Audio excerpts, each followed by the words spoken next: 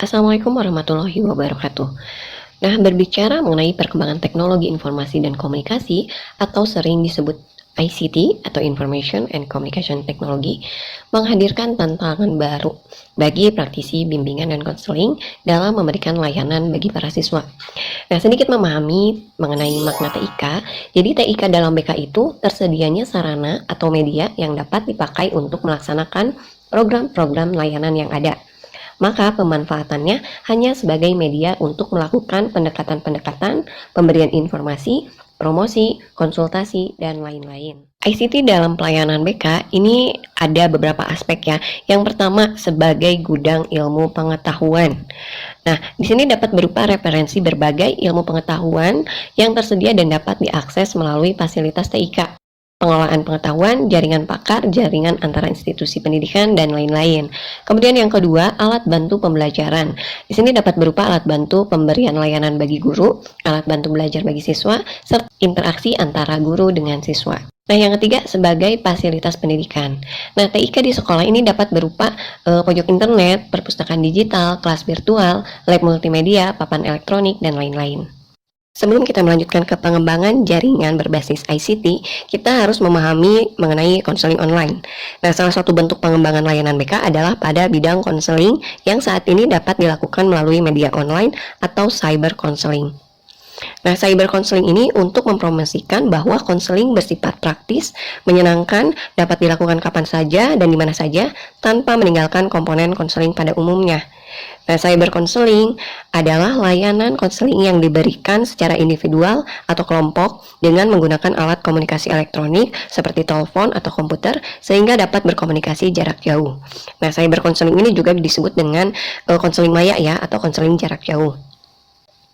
Jenis cyber counseling ini ada dua, ada asinkronus dan sinkronus. Nah, untuk asinkronus ini komunikasi satu arah, seperti melalui email, radio, TV, dan lain-lain. Untuk sinkronus, ini komunikasi dua arah, sehingga guru BK dan siswa dapat berkomunikasi secara langsung, seperti melalui telepon, video conference, dan chat.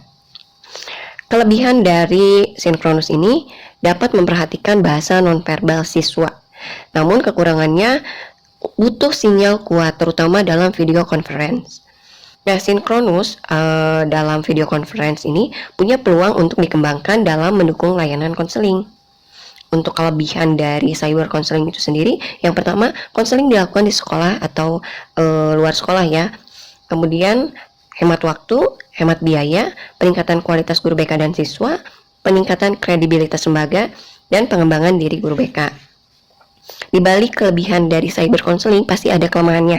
Nah, di sini ada beberapa kelemahan. Yang pertama, biaya awal untuk mempersiapkan cyber counseling cukup besar. Ya, tentunya kita harus menyediakan alat-alat tambahan ya, seperti komputer, mikrofon, atau headset dan lain-lain. Kemudian, profesionalitas kemampuan guru BK dalam penguasaan teknologi. Ya, intinya sekarang kita dituntut untuk tidak gaptek. Yang ketiga, koneksi jaringan internet harus stabil.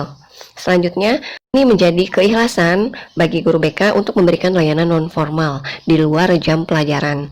Selanjutnya, pemanfaatan internet untuk tindakan yang negatif.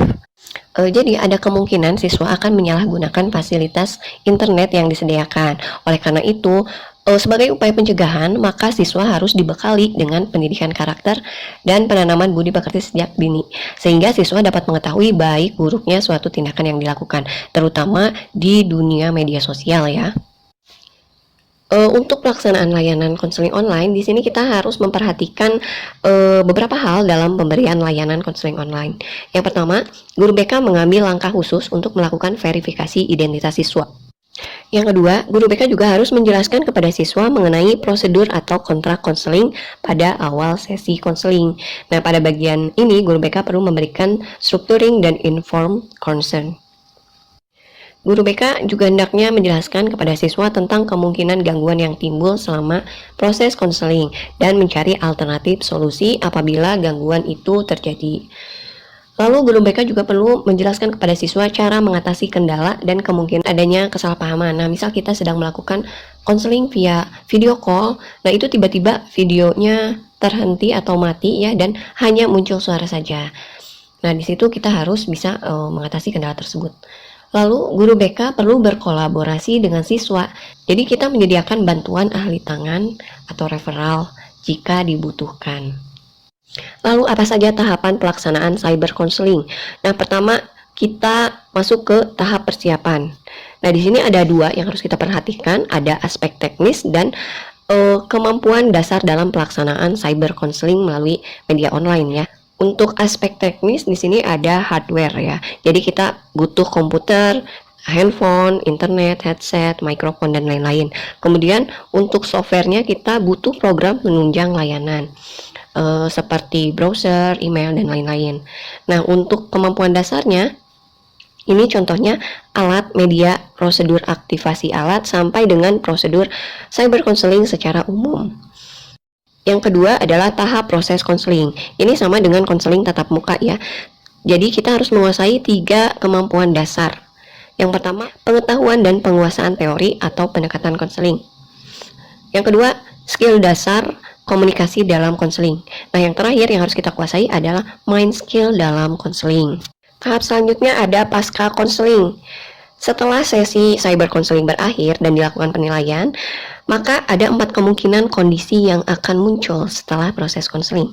Yang pertama, konseling sukses, yaitu ditandai dengan siswa yang sehat atau effective daily living. Yang kedua, konseling akan dilanjutkan ke sesi tatap muka. Yang ketiga, konseling akan dilanjutkan ke sesi cyber counseling berikutnya. Dan yang terakhir, siswa akan direferral ke guru BK lain atau ahli lain. Nah, ini merupakan bentuk tindak lanjut dari cyber counseling ya, keempat kemungkinan kondisi tadi.